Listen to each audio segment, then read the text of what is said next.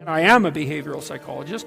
What you do is you find out what, essentially, you help a person establish their aim, then you break down what they're trying to do into attainable units, and you negotiate with them. You say, well, look, they say, I'm not making use of my time very well, spending 3 hours a day playing video games. You say, okay, hypothetically, how much time would you like to spend playing video games? And they say, well, I could probably spend an hour a day without it interfering with the rest of my life, which is kind of the issue, right? Because if you play video games, fine, but maybe 3 hours means that you're not doing your homework or something, and that's not a good game. So you say, okay, well, I want to play for an hour a day. It's like, okay, well, can you shift to an hour a day right now? And this is supposed to be an honest conversation. And the person says, no, I've tried that lots of times. Every time I try, I just fail. And so you don't say, well, quit failing, go play 1 hour a day, and the problem will be solved. That's a stupid strategy. You say, okay, well, look, you think about this, and don't agree to do this unless you think you will do it, because otherwise it's just a waste of both of our times. It's like, do you think that you could track how much time you spend playing video games for 1 week? Don't change anything. Just track it. And they think, yeah, I could probably do that, but I might miss a couple of days. You think, okay, fine. So here's the deal. 5 out of the next 7 days, you just track how much time you spent playing video games. And the person says, I think I can do that. Because that's what you want them to say. You want them to succeed at the improvement. It's not much of an improvement, but it's something, right? Then they come back and they say, well, yeah, I was playing about 4 hours a day. And so you say, okay, well, fine, good work, man. You've got it tracked. Now we know the parameters of your problem. It's actually a little worse than you thought, but at least you had enough sense to measure it. We know where you're at. Okay, do you think you could cut that down to 3.5 hours every day? And the person thinks, no, I'm pretty weak-willed. I don't think I can manage that.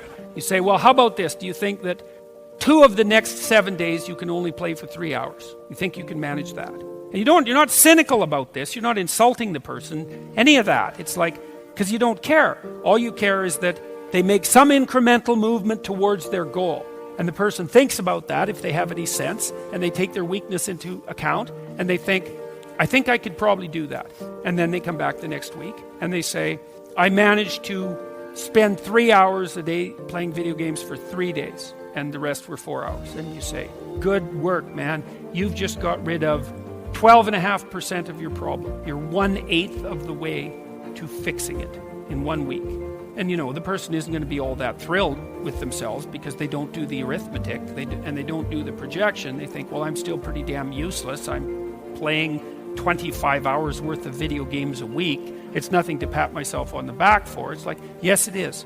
It's a marked, measurable improvement, and it's a move in the right direction. And then you say, okay, well, on the days you succeeded, how did you manage to succeed? And is there a way that you could do it for 4 days next week? How about that? Or maybe you could even try 5 days. Do you think you could do that? And then you also tell the person, look, the other thing you've got to understand is you're not going to improve like this. You're going to improve like this. So some weeks you're going to come back and say, geez, I backslid completely and I played for 4 hours a day for 7 days. But it doesn't matter, because that doesn't mean you failed. It just means that you slid back. You want to calculate it over a month or something like that. And, generally speaking, a month later, the person's down to something like 2 hours a day.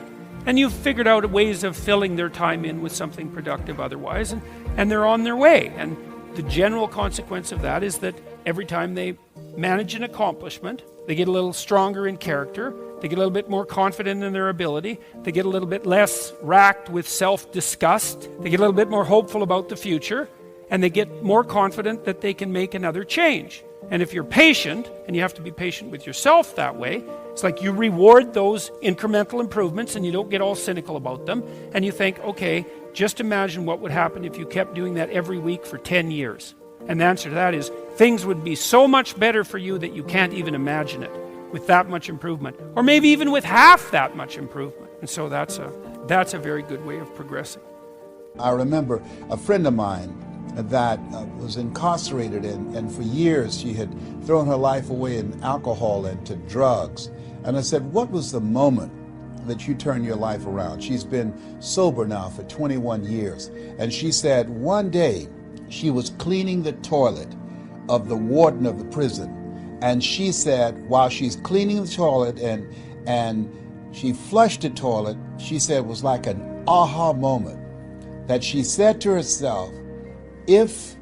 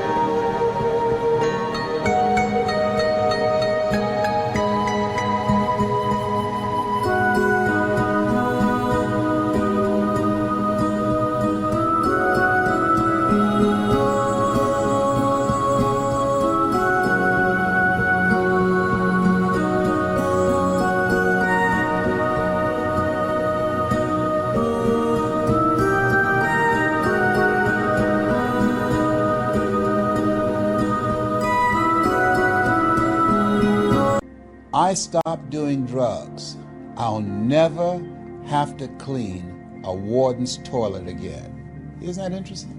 That was like an awakening for her.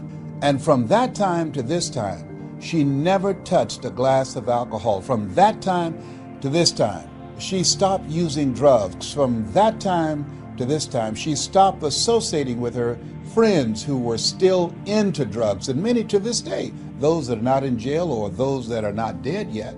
That moment, all of us have moments in our lives when it's a wake-up moment. I remember I was 10 years old and working with my mother, and she was on Miami Beach and working for families, wealthy families, and cooking for them, and we ate the food left over from these families that she cooked for. They were kind and generous people. They would say, Mamie, whatever food is left over, you can pack it up and take it home to those children that you have adopted. And I remember looking around these big, beautiful homes, and I said, Mama, and she said, Leslie, what is it? I said, one day, I'll buy you a big, beautiful home just like this. Now, where did that come from? Now, I have a twin brother, and I think that what happened for me that did not happen for my brother, the part of the mansion that he worked in, he didn't have exposure to something that I had. The owner of this home, this wealthy man, he was playing motivational messages every day. I had to keep his office clean and the ashtrays clean of his cigars, and I had to vacuum and dust the bookshelf. But while I was doing that, I was listening to these messages. We become what we think about, by Earl Nightingale. All of us are self-made, but only the successful will admit it. Always strive to get on top in life, because it's the bottom that's overcrowded. I did not know at the time that my mind was being programmed. See, if you look at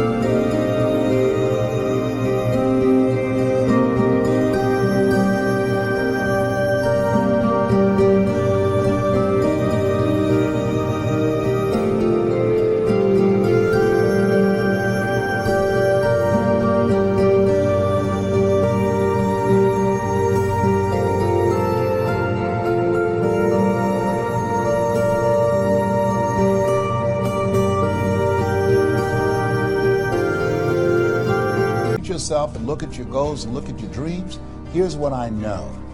You have to really program your mind for success. You have to program it deliberately because of that exposure. My brother didn't get that. He was in another part of the house.